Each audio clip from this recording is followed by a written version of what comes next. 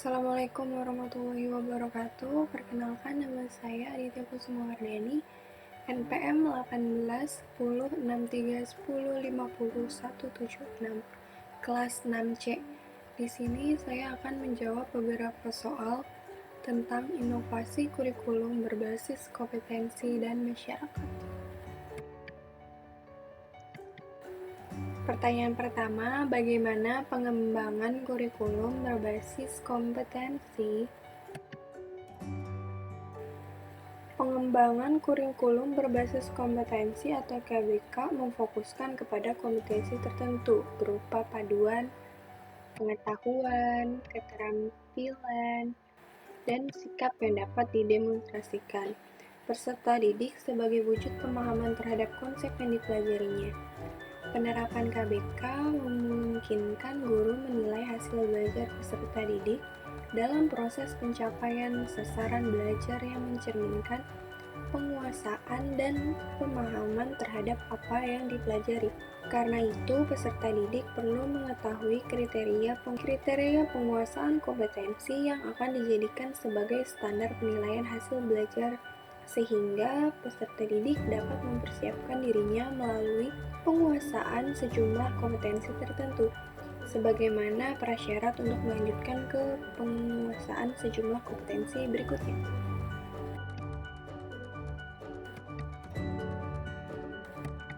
Pertanyaan yang kedua, bagaimana pengembangan kurikulum berbasis masyarakat?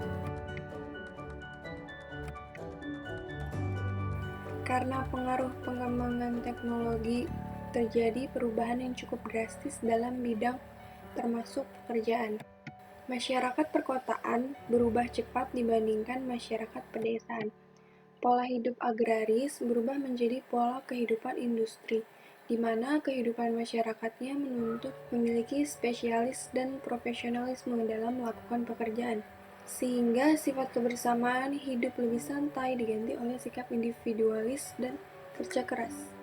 Pola kerja masyarakat modern menuntut kerja yang tidak teratur melebihi waktu biasanya. Banyak waktu yang digunakan untuk pekerjaan akan mengubah citra penghasilan yang diperoleh.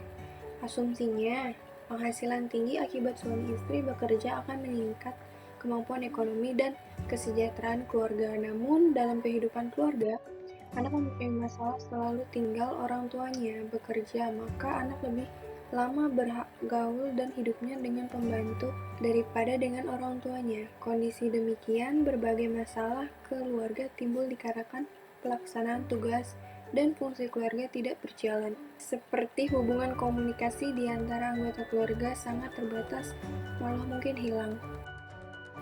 Berikut salah satu komponen yang pertama, tujuan filsafat pendidikan dan psikologi belajar, analisis kebutuhan masyarakat setempat, termasuk juga kebutuhan siswa, evaluasi program kurikulum, dan lain sebagainya. Pertanyaan yang ketiga, jelaskan perbedaan pengembangan kurikulum berbasis kompetensi dengan berbasis masyarakat. Kurikulum berbasis kompetensi atau KBK yaitu suatu konsep kurikulum yang memfokuskan kepada pengembangan kemampuan dalam melakukan tugas-tugas dengan standar prestasi tertentu, hingga hasil yang dapat dirasakan peserta didik bersifat penguasaan atau seperangkat kompetensi tertentu. Sedangkan kurikulum berbasis masyarakat ialah bahan objek kajiannya merupakan kebijakan dan ketetapan yang dilaksanakan di suatu daerah. Tujuan dari KBK sendiri ialah mengembangkan peserta didik untuk menghadapi perannya di masa mendatang dengan cara mengembangkan sejumlah kecakapan hidup atau life skill.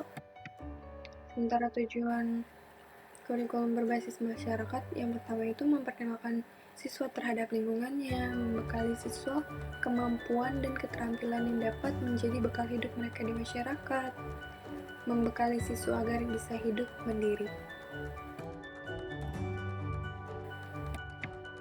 Pertanyaan yang keempat, bagaimana hubungan pendidikan matematika dengan inovasi kurikulum berbasis kompetensi dan inovasi kurikulum berbasis masyarakat? Hubungan kedua kurikulum tersebut melakukan pengembangan di sekolah di mana KBK lebih kepada kompetensi siswa itu sendiri, sementara Kurikulum berbasis masyarakat lebih kepada perpaduan antara sekolah dan masyarakat. Pertanyaan yang kelima, bagaimana aplikasi inovasi kurikulum berbasis kompetensi dan inovasi kurikulum berbasis masyarakat dalam pendidikan matematika? Kurikulum berbasis kompetensi berupa pemberian tugas pembelajaran dengan penilaian berdasarkan indikator dan kompetensi dasar. Sementara kurikulum berbasis masyarakat berupa bakti sosial dengan penilaian berdasarkan keterampilan peserta didik. Cukup sekian dari saya, kurang lebihnya mohon maaf. Wabillahi taufiq wal hidayah. Wassalamualaikum warahmatullahi wabarakatuh. Semoga bermanfaat.